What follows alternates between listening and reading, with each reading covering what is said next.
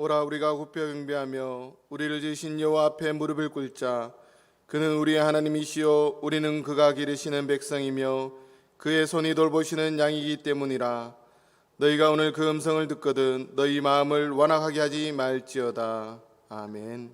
영원토록 찬양과 영광을 받으시기에 합당하신 주님, 죄와 허물로 인해 죽을 수밖에 없었던 저희들의 십자가 은혜로 구원해 주시고 이 시간 거룩한 예배자로 세워주시니 감사드립니다.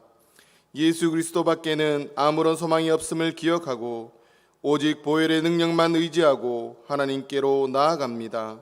만군의 하나님, 홀로 영광을 받아 주옵소서. 영과 진리로 예배하오니 우리가 드리는 찬송과 기도와 예물을 기쁘게 받아 주옵소서. 예수님의 이름으로 기원하옵나이다. 아멘.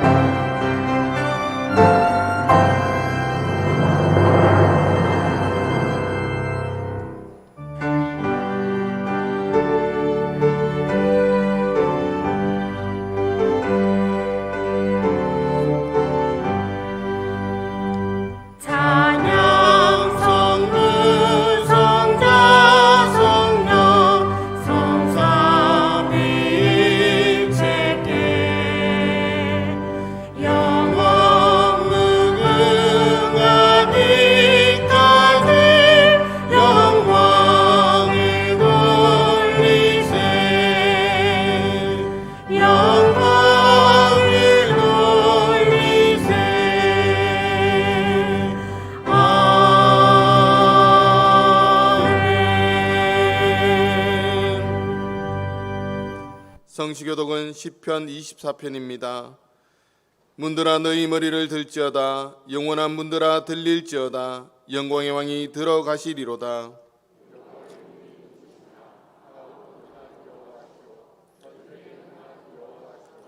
문들아 너희 머리를 들지어다. 영원한 문들아 들릴지어다. 영광의 왕이 들어가시리로다.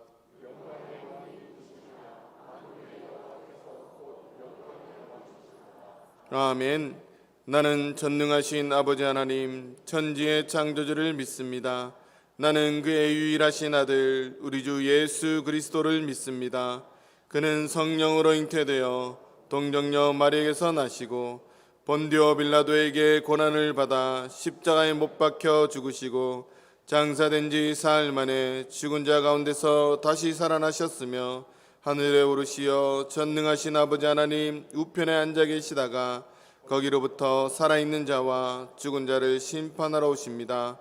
나는 성령을 믿으며 거룩한 공교회와 성도의 교제와 죄를 용서받는 것과 몸의 부활과 영생을 믿습니다. 아멘.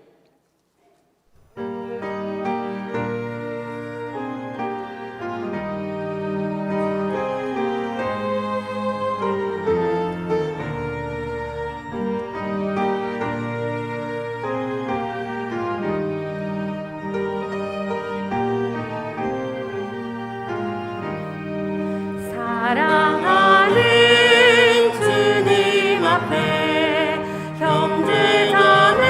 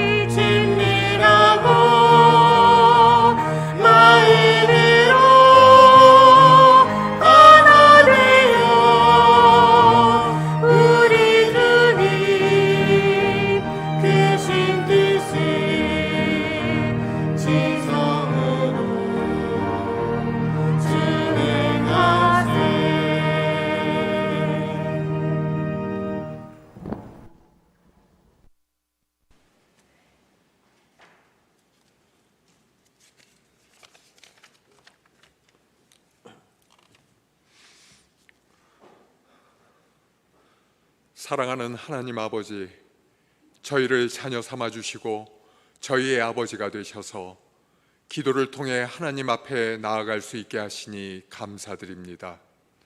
주님, 인내와 연단을 감내하지 못한 저희의 나약함으로 코로나19는 그 끝을 알 수 없는 또 다른 시작과 시련이 되고 있습니다. 이런 어려운 시기에 다른 이에게 도움을 주는 삶을 실천에 옮기는 참 그리스도인이 되기를 소망합니다. 세상의 모든 것을 주관하시는 하나님 아버지, 이 시련의 시작과 끝도 주님께서 알고 계시고 주관하시는 줄 믿고 회개하오니 저희를 긍휼히 여겨주시고 용서하여 주시옵소서. 이런 어려움 속에서도 저희 문창의 가족들이 주님의 몸된 교회에 나와 주님께 예배드리고 영광을 돌릴 수 있는 은혜를 허락하심을 감사드립니다. 특별히 이번 주말부터 한 달여에 걸쳐 이루어지는 교회 학교의 여름 행사를 주님께서 친히 주관해 주시옵소서. 우리 자녀들의 몸과 마음의 건강을 지켜주시고 그들의 신앙이 세상의 빛과 소금으로 열매를 맺을 수 있도록 한 뼘 더 성장하는 귀한 시간이 되기를 기도드립니다. 교회 학교를 돌보는 선생님들과 교육자들에게는 더 큰 은혜와 복을 채워주실 줄 믿습니다. 주님, 국가의 모든 분야에서 정의와 원칙이 지켜지고 사회적 공감과 타협이 이루어지는 건강하고 신뢰할 수 있는 나라가 되게 하여 주시옵소서.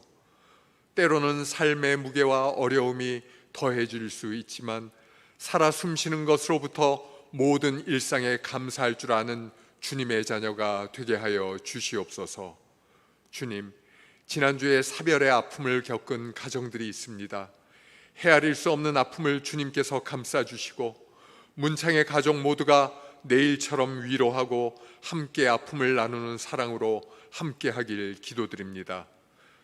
말 못하는 어려운 사정을 가지고 주님께 간구하는 성도들이 있습니다. 각별한 위안과 힘이 되어주시고 어려운 사정이 해결되는 놀라운 은혜가 있기를 기도드립니다.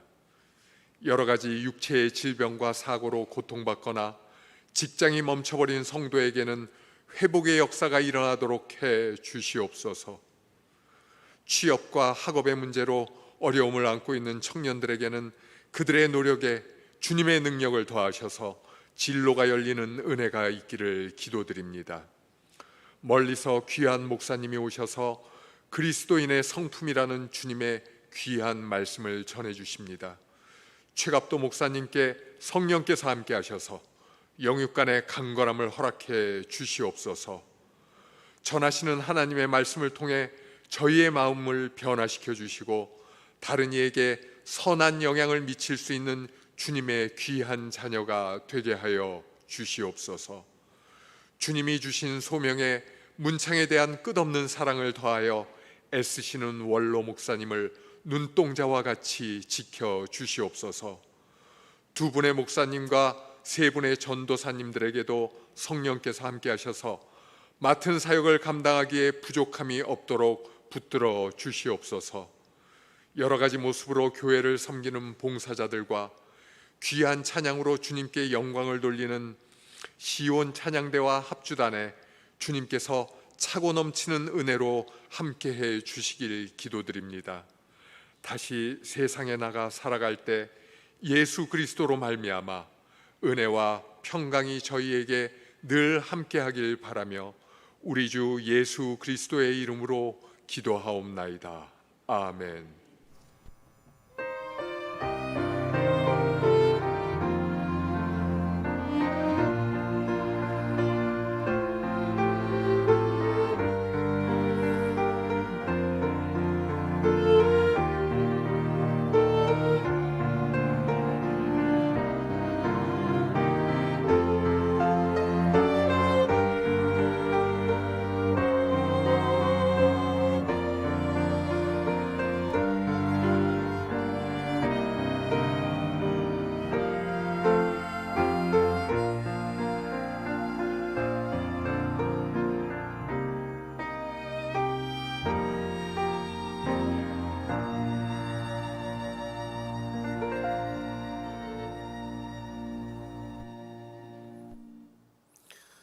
오늘 우리에게 주시는 하나님의 기록된 말씀은 신약성경 갈라디아서 5장 22절에서 23절까지의 말씀입니다.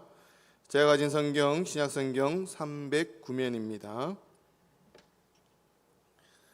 이제 신약성경 갈라디아서 5장 22절에서 23절까지의 말씀을 봉독할 때 하나님의 말씀으로 경청하시기 바랍니다. 오직 성령의 열매는 사랑과 희락과 화평과 오래 참음과 자비와 양성과 충성과 온유와 절제이니 이것을 금지할 법이 없느니라. 아멘.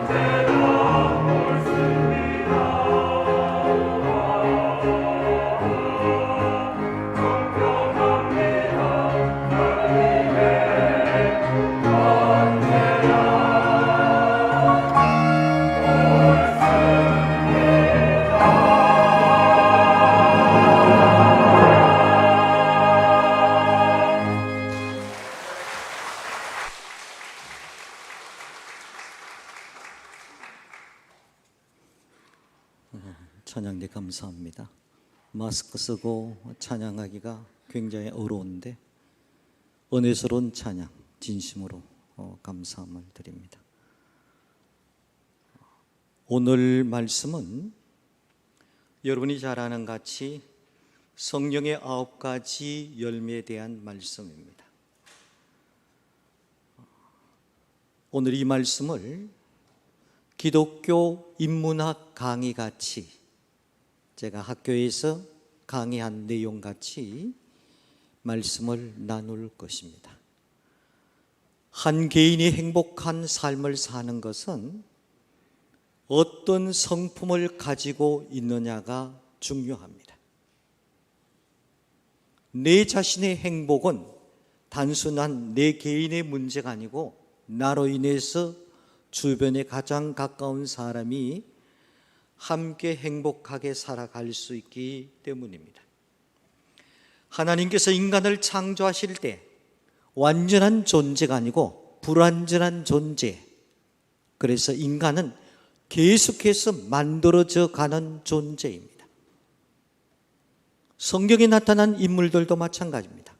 아브람도, 이삭도, 야곱도, 모세도 다 불완전한 사람이지만은 하나님의 훈련 과정 속에서 하나님의 필요한 도구로 사용하기 위해서 끊임없이 만들어 갔던 것입니다.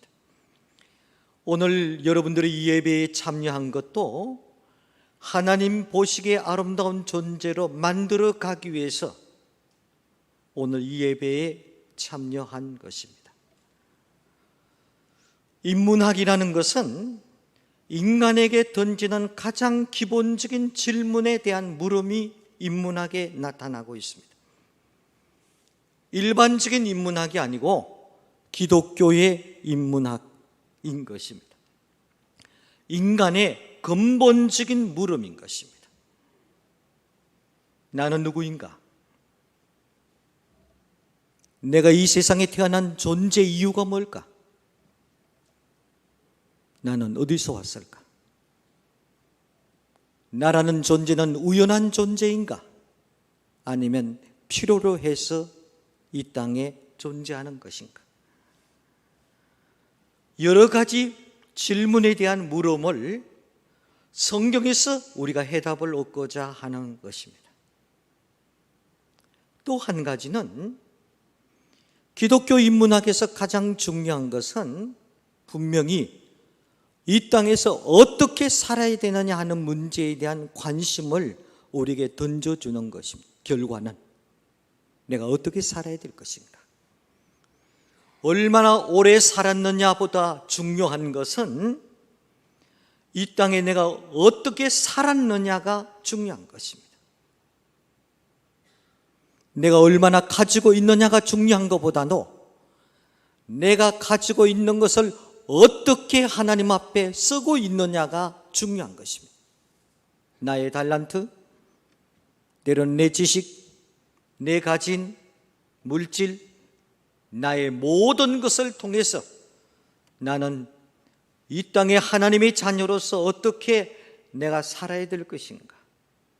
그럭저럭 살다가 이 세상에 떠나는 존재, 하루 밥 세 끼 먹고 살다가 어느 시간에 이 땅을 떠나는 존재로 살아가는 것은 아닙니다. 기독교는 이 세상에서 저 하나님 나라를 이야기하고 있습니다. 순간에서 영원을 논하고 있는 것입니다.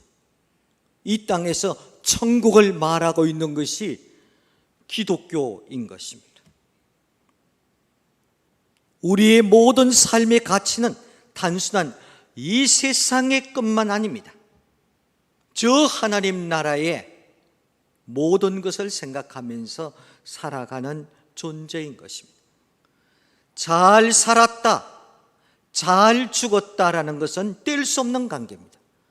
참으로 잘 죽었다, 이 말은 이 세상에서 참으로 잘 살았다와 동일한 문제인 것입니다. 기독교에서는 이런 문제를 가지고 종말 신앙이라고 표현하기도 하는 것입니다. 종말, 미래에 대한 문제가 아니고 미래는 현재가 결정을 하는 것입니다. 소위 현재가 미래를 결정하는 것이 종말신앙입니다. 오늘이 중요합니다. 오늘 이 예배가 중요한 겁니다. 오늘 이 예배가 여러분의 남아있는 모든 미래의 삶을 좌우하는 겁니다. 내일이 아닙니다. 오늘입니다. 이 문제는 종말론적인 신앙을 가진 그리스도인들이 가져야 될 자세인 것입니다. 그러므로 예수 믿는 사람들은 늘 던지는 스스로의 질문은 내가 어떻게 살아야 되지? 어떻게 살아야 될 것인가? 내가 지금 살고 있는 삶의 이 모습대로 하나님 앞에 어느 날 갑자기 선다면 하나님이 나에게 무슨 말씀을 하실까? 어떻게, 무엇을, 어디서보다 더 중요한 것은 어떻게? 서울 아니요, 마산. 장소가 중요한 것이 아니라 내가 살아가는 삶의 현장 속에서 끊임없이 하나님의 자녀로서 내가 어떻게 살아야 될 것이냐. 그런 의미에서 우리는 소유적인 의미가 아닙니다. 분명히 우리는 존재론적인 의미로 살아가는 자들인 것입니다. 끊임없이 나는 어떤 사람이 되어야 할 것인가? 이것이 우리의 관심사가 되어야 된다는 것입니다. 어떻게 살아야 되느냐는 문제의 가장 첫 번째가 오늘 성경 말씀 사랑이란 단어입니다. 어떻게 살아야 될 것인가? 이젠 고민을 해야 됩니다. 그냥 넘겨버릴 문제가 아닙니다. 성령의 9가지 열매는 그리스도인, 성숙한 그리스도인의 9가지 성품입니다. 행복한 그리스도인이 가져야 될 필수 조건 9가지인 거죠. 9가지는 제가 어떻게 하든지 이 강단에서 다 말씀을 드릴 겁니다. 아니면 제목이라도 말씀을 드리고 끝날 겁니다. 오늘은 일부 예배 때 제가 사랑이라는 단어 한 가지만 했기 때문에 보조를 맞출 것입니다. 사랑의 성품, 사랑 때문에 울고 죽고 하는 겁니다. 사랑 때문에 힘들어하는 사람도 있습니다. 보편적으로 사랑이란 단어의 개념을 가지고 있는 성경의 단어는 크게 저는 4가지입니다. 그 가운데 사랑, 그리고 긍휼, 그 다음에 자비, 그 다음에 배려라는 단어는 다 사랑의 성질입니다. 자비입니다. 자비라는 뜻은 아파하는 마음인 것입니다. 불교 용어, 보통 종교에서 불교는 자비의 종교고 기독교는 사랑의 종교다라고 하면서 불교인들도 대자, 대비 이렇게 이야기를 합니다. 대자, 대비. 큰 사랑은 큰 아픔이 있다. 이것이 대자, 대비입니다. 사랑은 사랑하기 때문에 치료해야 될 아픔이 있는 것입니다. 왜 사랑에 가치가 있습니까? 왜 사랑에 기적이 일어나는 겁니까?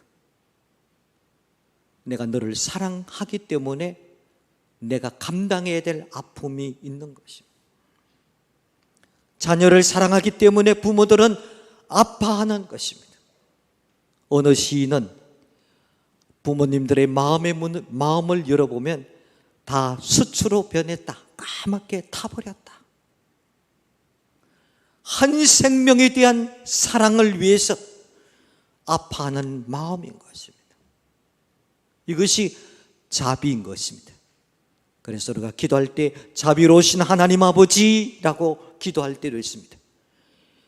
자비로우신 하나님 아버지, 하나님께서 인간을 사랑하시기 위해서 독생자 예수 그리스도를 이 땅에 보내신 그 아픔의 사랑, 하나님의 아파하는 그 마음, 그것도 독생자를 십자가에 죽기까지 만드시는 그 하나님의 그 마음, 하나님의 아픔의 그 마음, 자비인 것입니다.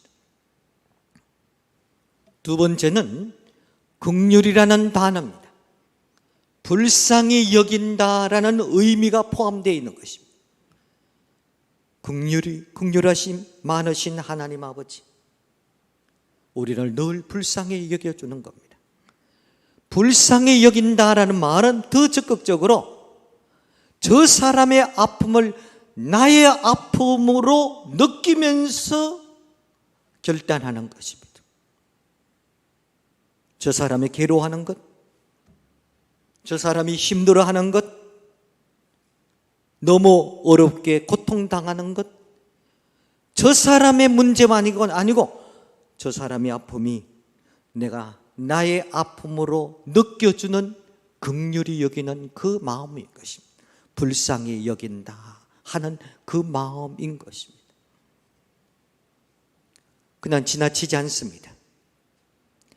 그리스도인이라면 최소한, 최대가 아닙니다. 최소한 어른이 힘들게 짐을 가지고 간다든지, 시장에서 어른이 힘들게 구루마를 끌고 간다면 최소한 그리스도인이라면 긍휼한 마음을 가져야 됩니다. 없어서가 아닙니다. 가지고 있어도 힘들어하는 그 사람의 아픔에 내가 동참하는 것입니다. 아, 저 어른이, 저 노인이 나의 아버지요, 나의 어머니라고 생각한다면 나는 지금 지나칠 수 있을까?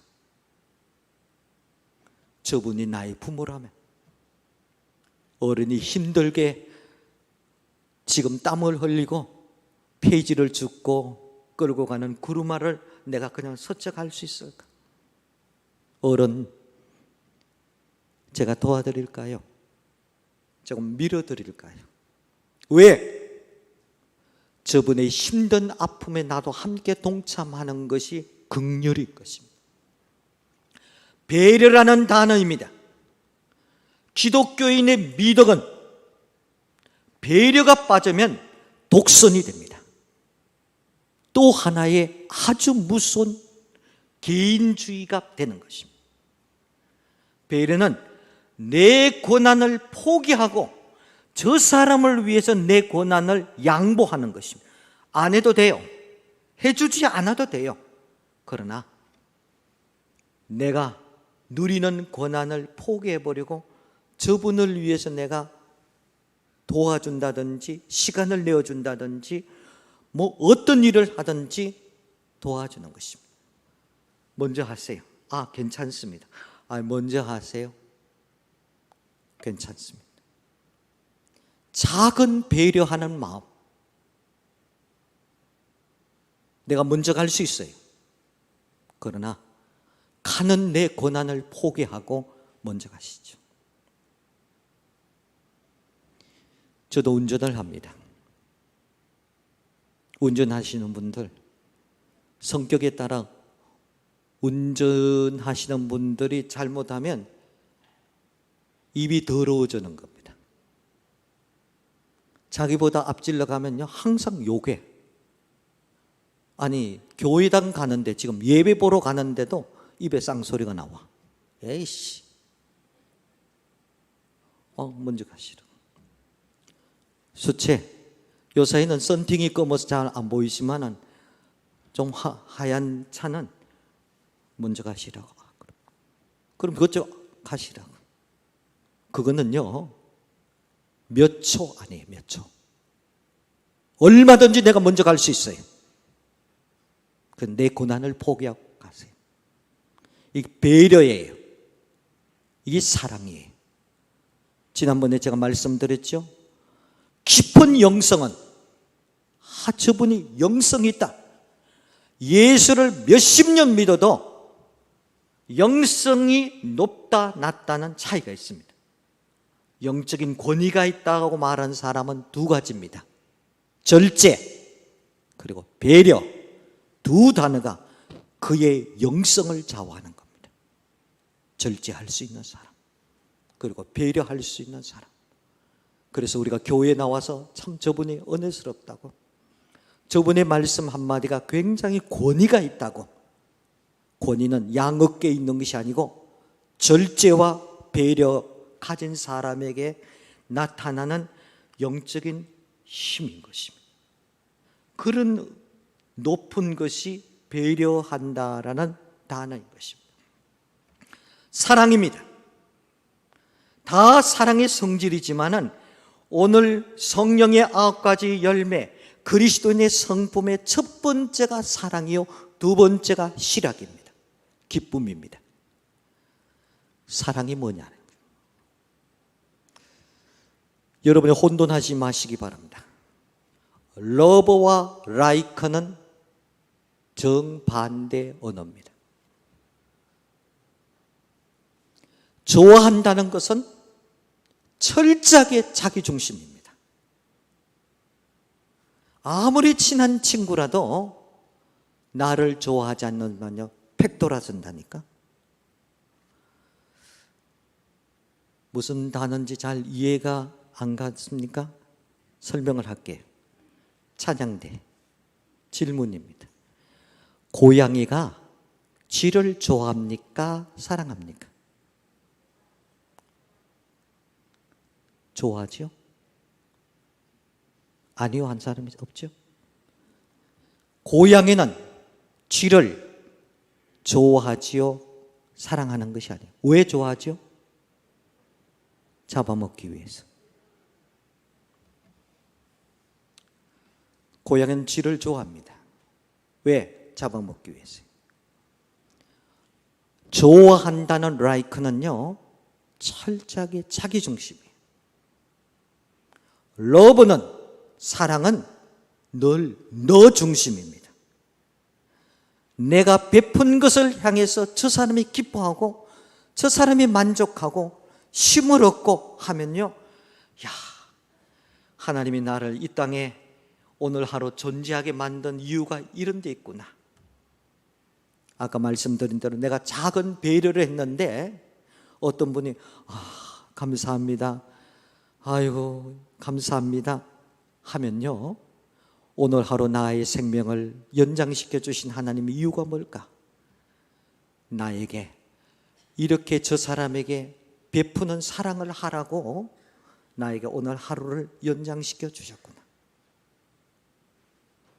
사랑은 너 중심입니다. 나 중심이 아닙니다. 나로 인해서 네가 만족하면 나는 행복하는 것입니다.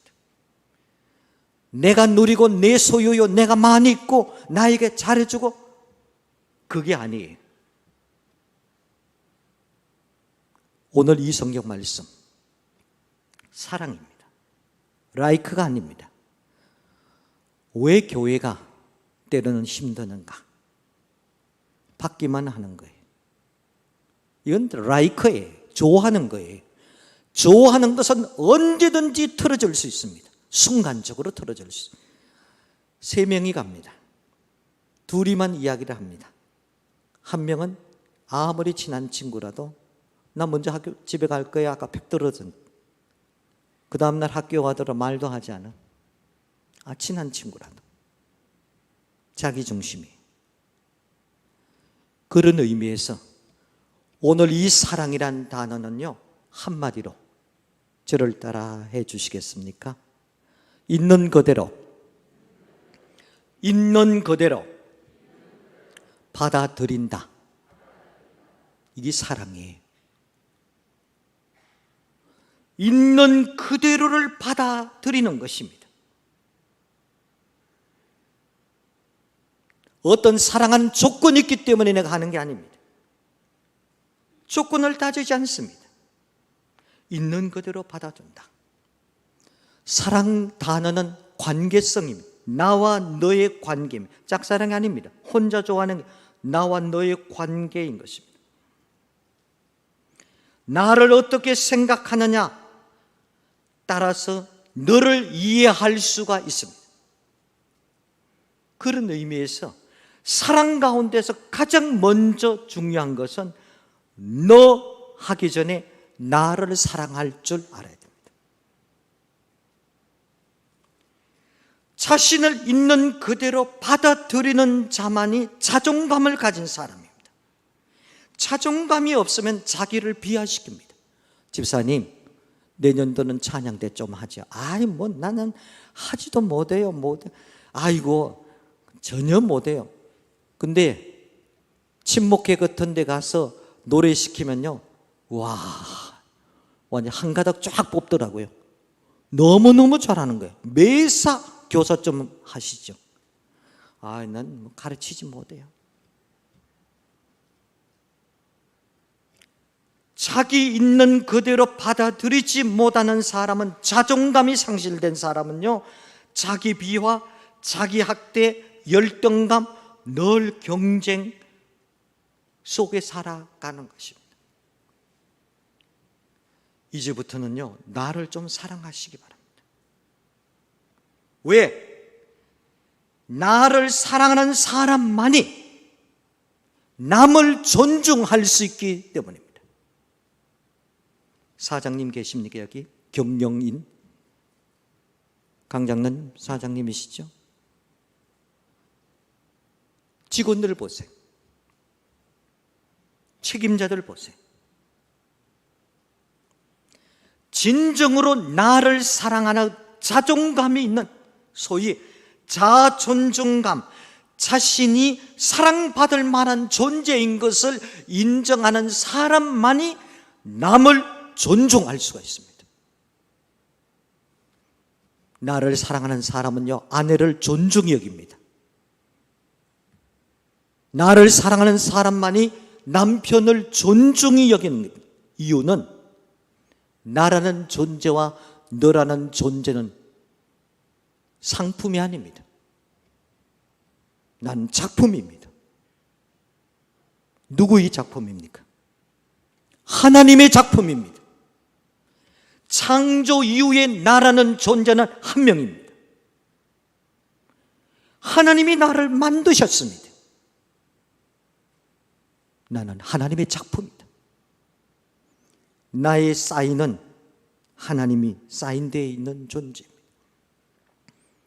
나를 학대하고 나를 비하고 안 돼, 못해, 늘 그렇게 그러면서 돌아서면서 늘 짜증내고 경쟁하고 섭섭하게 되고 힘들어하는 삶을 살아가는 사람은요, 나 자신이 누구냐라는 질문 속에서부터 시작돼요. 여러분은 하나님의 작품입니다. 하나님이 만드셨습니다. 만드신 분의 목적이 있습니다. 만드신 분이 어떤 분이냐에 따라서 나의 가치는 달라지는 것입니다. 나는 우연히 존재하는 자가 아닙니다. 목적에 이끌림 받는 존재인 것입니다.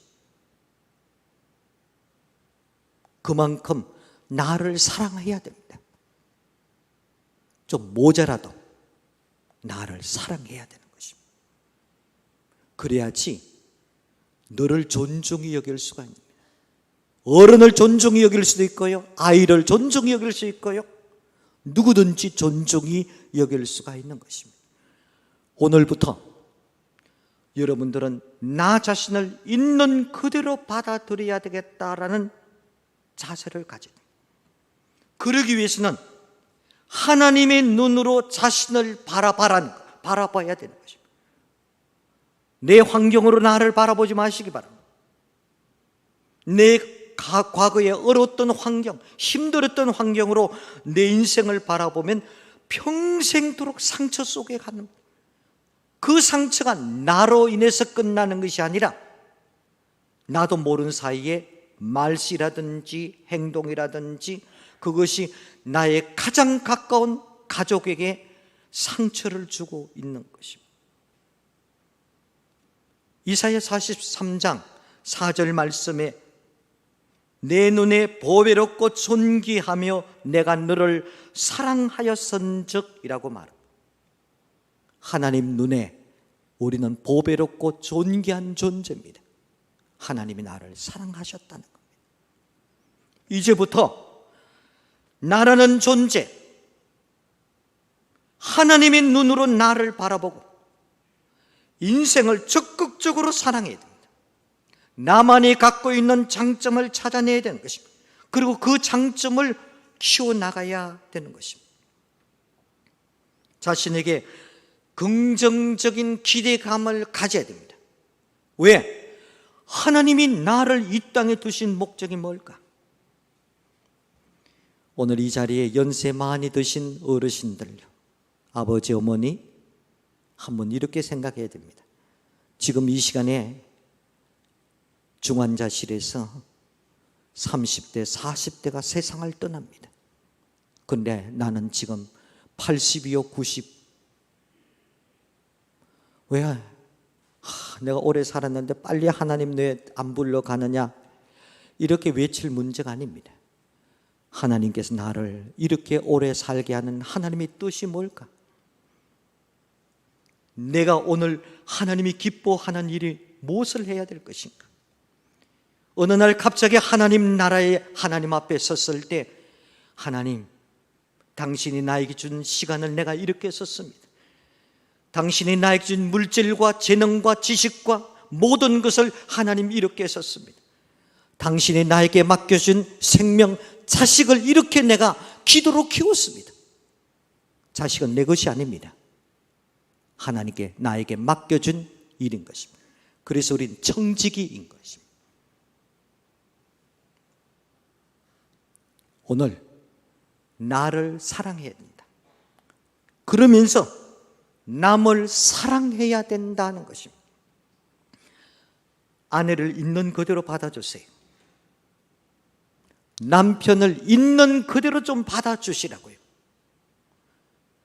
자식을 있는 그대로 받아주세요.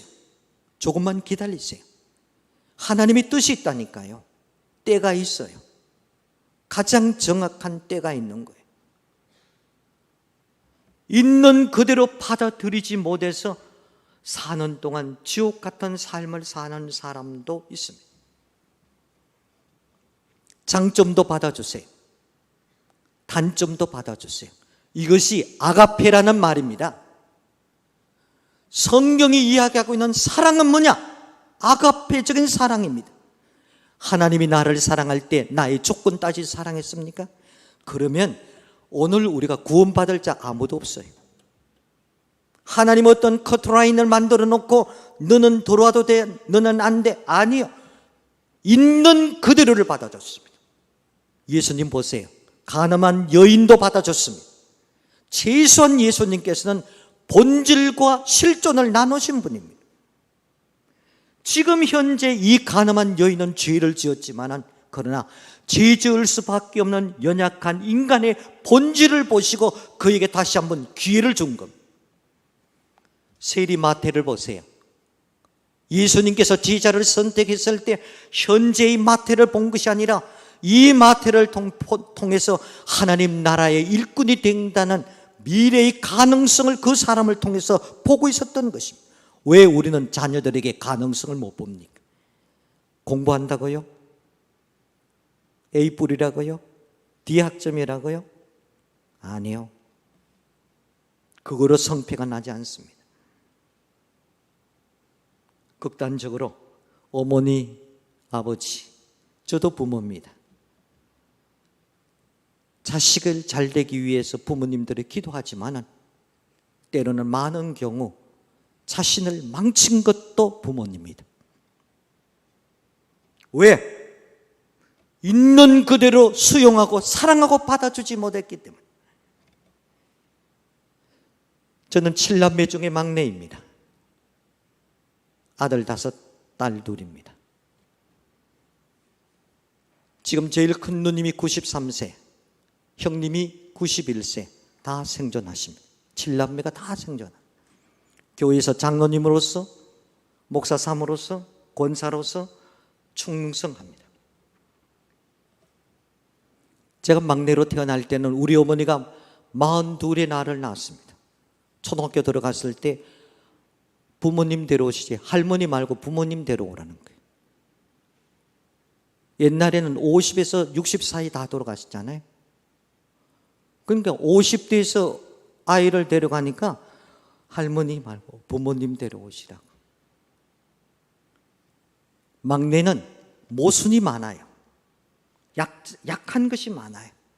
건드렸다면 장점인 동시에 단점이, 건드렸다 그러면 울어. 그러니 이것을 잘 무기로 사용하면 잘 써. 힘들 때 울으면 끝나. 욕먹는 것. 그러나 항상 그냥 한번 팍 울으면 되는데 항상 버티는 형님은 끝까지 힘들어요. 장점인 동시에 단점이에요. 그런데 우리 어머니는 자식이 성적표를 가져오면요, 몇 점이나 따지기 전에 얼마나 수고했다, 아이고 고생했다 고생했다. 저는 지금 형들이 와서 내 성적표 보면 내가 혼날 거 생각하면 성적표 가져오는 시간 보면 책상에 앉아 공부하는 척 하는데 우리 어머니는 그것도 모르고 야 그냥 밥 먹어라 괜찮다, 그거 용돈까지 주면서. 지금 저를 저되게 만든 것은 하나님의 은혜인 동시에 무조건적인 약한 것도 용납하시면서 사랑하고 기다려줬던 어머니 때문에 제가 이만큼 된 겁니다. 만약에 어머니가 학박사가 되어서 따졌다면 저도 참 힘들었을 거예요. 결혼을 했습니다. 딱 결혼하고 나니까 음식 문화가 가장 심각하더라고요. 딱 우리 집 사람하고 결혼해서, 저는 고향이 경북 선산입니다. 우리 집 사람은 울주군이에요. 언양이에요. 미역국을 딱 끓였는데 우리 어머니가 평생 나에게 끓여주신 미역국은요, 맑게 끓이는 미역국이었어요. 맑아요. 근데 우리 집 사람이 끓였던 미역국은 어떤 거죠? 뻑뻑해요. 뭐 넣을게요? 들깨 같은 거 넣어서 깔아서 뻑뻑해. 그리고 미역이 다 죽었어. 허느적거려. 야, 이거 어떻게 이런 미역국을 어떻게 먹느냐? 딱 순간이에요. 그때 우리 어머니가 하는 말이 맛만 좋다, 이 말로 끝났어. 완전 내가 다운됐어. 그 다음에 음식이, 우리 동네는 깻잎만 먹어요. 저희 집사람 동네 뭐 먹을게요? 콩잎만 먹더라고요. 콩잎. 야, 제가 딱 그래서 아니 콩잎을 어떻게 먹느냐 그래서 내가 사실 한 번도 안 먹어봤거든요. 콩잎을 어떻게, 염소 새끼도 아니고 말이야, 콩잎을 어떻게 먹냐 했더니 결론, 지금은 제가 뻑뻑한 거 좋아할게요, 맑은 거 좋아할게요? 너무 잘하네. 지금 깻잎보다 뭐를 좋아할게요? 집사님들이 지금 콩잎철 때거든요. 약초기 전에 목사님 오늘 우리 집에 콩잎 칩니다, 가져온다는 뜻이. 요 사이는요, 야, 내가 지금까지 깻잎 어떻게 먹었지? 콩잎 맛들어 놓으니까요, 이거 굉장한 거예요.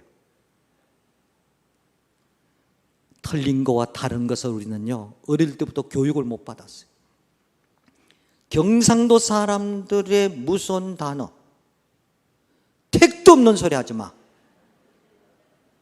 남편이 그 말 한마디 딱 끝나면요, 여자는요, 저 인간하고 내가 어떻게 평생 살 거지?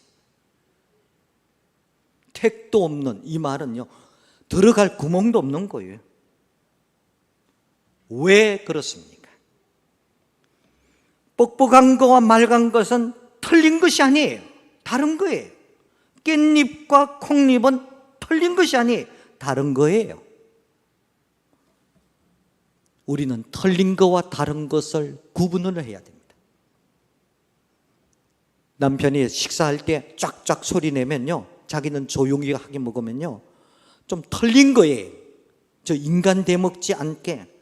신방 갔더니 목사님, 저는 요새 굉장히 고민을 하고 있어요. 난 또 이 가정에 심각한 문제가 있구나 생각하니까 뭔데요? 참 이거 말을 해야 될런지 안 할런지 모르지만 해보세요. 했더니 저는요 밥 먹을 때마다요 신경질이 나서. 왜 그러냐 그랬더니 밥 먹고는 신경질 나면 음식이 다 산성인 되면 큰일 나는데 했더니 우리 남편이 밥 먹을 때마다 쫙쫙 끓여서 밥 먹는다는 거예요. 그래서 이건 살아야 되느냐 말아야 되느냐. 제가 웃으면서 그렇게 했어요. 집사님, 제가 보기엔 집사님 조용하게 먹는 것이 좀 더 이상하군요. 남편이 소리내서 좀 이것이 털렸다라고 생각되면요 심각한 문제예요. 세상은요 모든 인간이 다 다릅니다. 털린 것은 아니에요. 그래서 우리가 시간이 필요하고 기다리는 것입니다. 기도가 필요한 것입니다. 때로는 내가 고난을 포기하고 저 사람에게 배려하는 마음으로 살아가는 것입니다. 왜 힘듭니까? 내 중심이기 때문에. 그는 사랑이 아니에요. 좋아하는 거예요. 그렇게 되면 내가 인생이 피곤해지는 것입니다. 꼭 부탁을 드립니다. 있는 그대로를 받아들이세요. 하나님은 어떤 사람이든지 그를 하나님이 도구로 사용하고자 하는 것입니다. 조금만 기다리세요. 조금만 기다리라고. 조금 20년 되더라도요 기다리면서 기도하세요. 왜? 하나님의 작품이에요. 내가 해야 될 것은 현재 그 모습 있는 그대로 내가 받아들이자라는 것입니다. 꼭 부탁을 드립니다. 이 문제가 해결되면요 삶의 여유가 생깁니다. 그리고 사람을 얻게 됩니다. 이웃을 만나게 됩니다. 연세 드시면요 똑똑한 것으로 사는 게 아닙니다. 연세 드시면 여러분이 갖고 있는 디그리로 사는 게 아니에요. 연세 드시면요 사람이 사람으로 사는 겁니다. 이웃이 있어야 됩니다. 사람을 얻을 수 있는 중요한 것은 그 사람의 있는 그대로, 부족한 것 그대로 받아주는 것입니다. 친구가 되어주는 것입니다. 기다려주는 것입니다. 내 중심에 표준에 맞추지 마시기 바랍니다. 하나님께 이야기하세요. 우리 집사람과 저는 많이 다릅니다. 저는 A형입니다. 우리 집사람은 B형입니다. 저는 여행하면 3일 전부터 계획 세우고 치약을 가져갈 거 다 씁니다. 치약은 쫙 써서 중요한 것은 가방에 딱 하는데 우리 집사람은 여행한 당일날에 다 해요. 속이 불통이 터집니다. 근데 가보면 결과는 내가 그렇게 치밀한 내 자신이 놓친 것이 많지 우리 집사람이 주섬주섬 가져온 것이 나 놓친 거 다 가져와 있어. 그래서 하나님 작품은요 서로 다른 것이 조화를 이루는 겁니다. 세상이 아무리 노란 거로 다 된다면 어떻게 삽니까? 다 컬러가 달라야 돼요. 아름다운 겁니다. 말씀을 마칩니다. 사랑한다는 것은 어느 것은 받아들이고 어느 것은 받아들이지 않는 선택적인 받아들임이 아닌 것입니다. 장점과 약점 다 포함해서 전체를 내가 받아들이는 것입니다. 모든 것에 대해서 늘 불만스러워하며 잘 받아들이지 못한 사람은 인생의 많은 부분을 놓쳐버립니다. 아니, 인생의 행복을 많은 부분을 누리지 못하는 것입니다. 불쌍하게 보이는 거예요. 모든 것을 다 가지고 있어요. 누리지 못한 이유가 뭐냐? 용납하지 못한 거예요. 자신과 타인이 있는 그대로 받아주는 사람, 그 사람만이 참으로 행복한 사람인 것입니다. 누구나 자신이 있는 그대로를 받아들이는 것은 쉬운 일이 아닙니다. 그래서 자신의 장점만을 늘 보는 사람은 교만하게 되는 것입니다. 반면에 자신의 단점만을 보는 사람은 늘 비굴하게 되는 것입니다. 열등심에 빠져 그리고 스스로 경쟁에 빠지는 것입니다. 섭습병이 걸려 있는 것입니다. 자신의 부족한 부분을 받아들이기 힘든 사람들은 때로는 그 부분이 드러날까 봐 늘 불안해하는 것입니다. 왜 평안이 없습니까? 내 부족한 것도요 다 그냥 받아들이세요. 상대방을 있는 그대로 받아들이지 못하면 늘 상대방을 비판하거나 지나친 경쟁심에 사로잡히게 되는 것입니다. 그러므로 사랑의 시작점, 사랑의 종착점은 받아들이는 겁니다. 장점도 단점도 약한 것도 받아들이는 것입니다. 나를 사랑하는 것은 나 자신의 있는 모습 그대로를 받아들입니다. 누군가를 사랑한다는 것은 그 사람이 있는 모습 그대로 받아들이는 것입니다. 여러분, 아내 있는 모습 그대로 받아들이세요.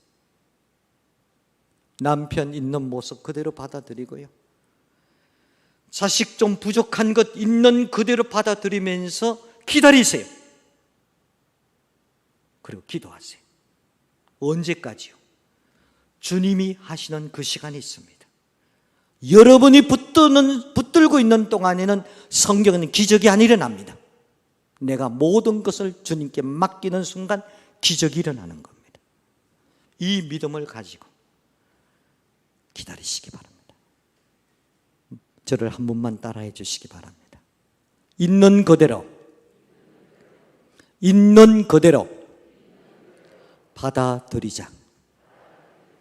기도하겠습니다. 하나님 아버지,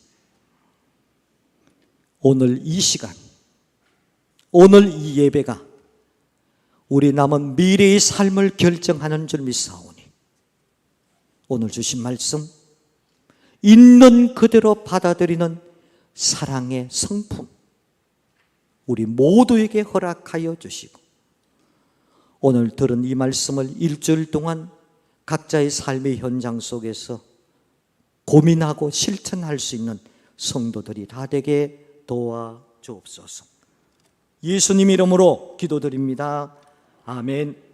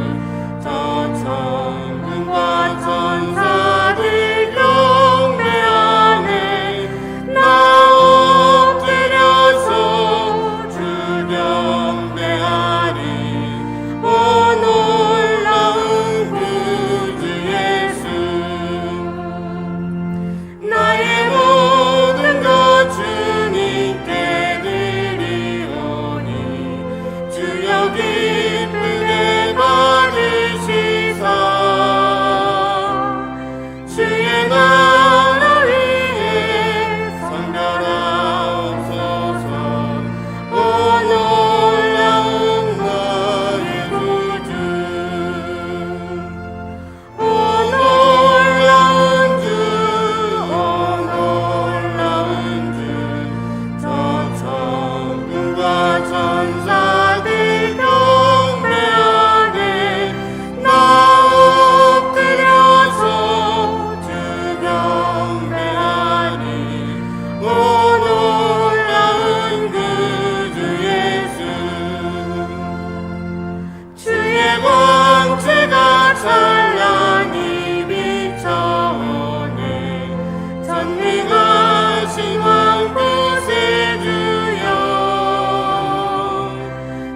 밝은 날까지 찬양 드립니다. 오 놀라운 나의 구주, 오 놀라운 주, 오 놀라운 주, 전 천군과 천사들 경배하네. 나 엎드려서 주 경배하리. 오 놀라운 구주 예수.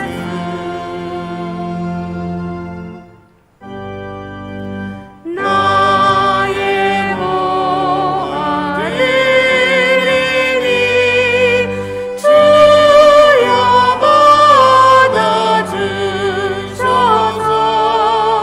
하늘나라 위하여 주 뜻대로 쓰소서. 아멘.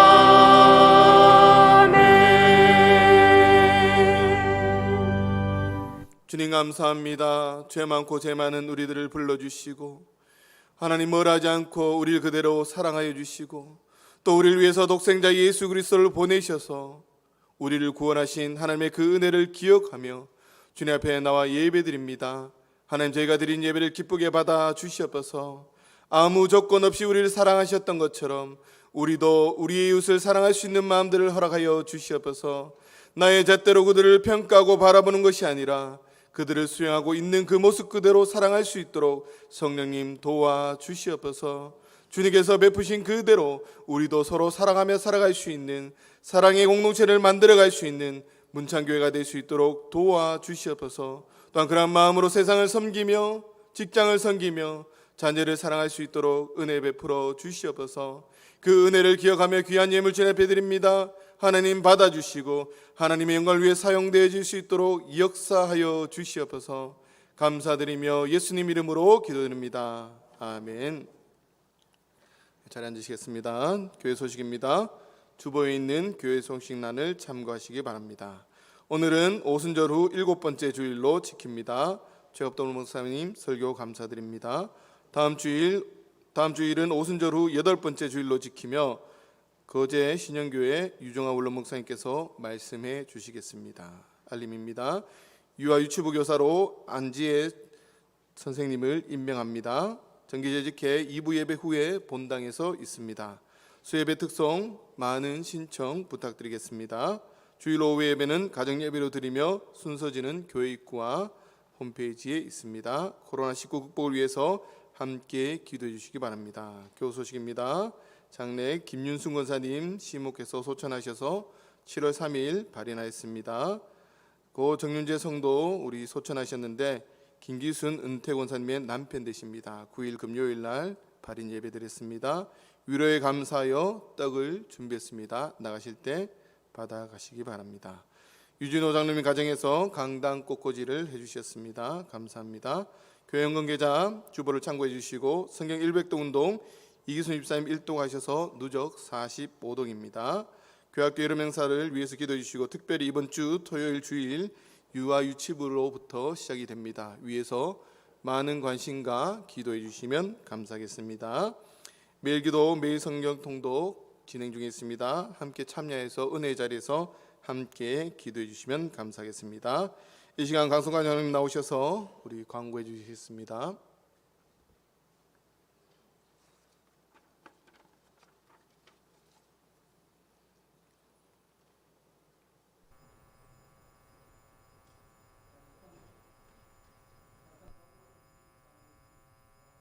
에서 국립현대미술관 창원 분원을 유치하려고 지금 노력을 하고 있습니다. 국립현대미술관은 과천관, 서울관, 그리고 독수궁관, 그리고 청주 분원 이렇게 4군데가 있습니다. 얼마 전에 이제 그 결정된 것은 이건희 기증미술관은 서울로 결정이 됐고 지금 말씀드리는 건 현대미술관입니다. 또 별개의 것이죠.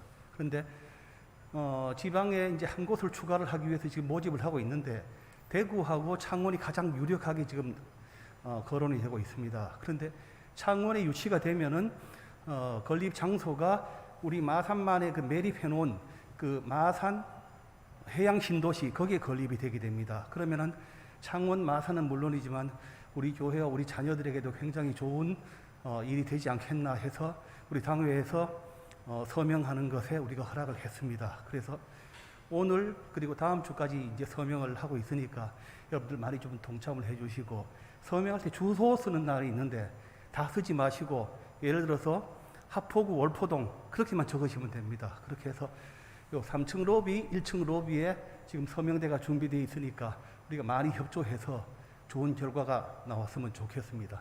감사합니다. 감사합니다.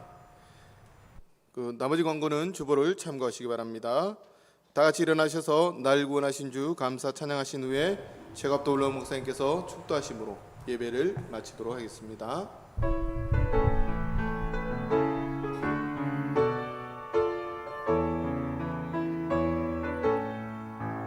날 구원하신 주 감사, 모든 것 주신 감사, 지난 추억이 내 감사, 주의 곁에 계시네. 향기로운 봄철의 감사, 외로운 가을 날 감사, 사라진 눈물도 감사, 나의 영혼 평안에 응답하신 기도 감사, 거절하신 것 감사, 애처럼 높이신 감사, 모든 것 채우시네. 아픔과 기쁨도 감사, 절망 중 위로 감사, 식량 못할 은혜 감사, 크신 사랑 감사해. 길가에 장미꽃 감사, 장미꽃까지 감사, 따스한 따스한 가정 이만 주신 것 감사, 기쁨과 슬픔도 감사, 아는 평안을 감사, 내일의 희망을 감사, 영원토록 감사해.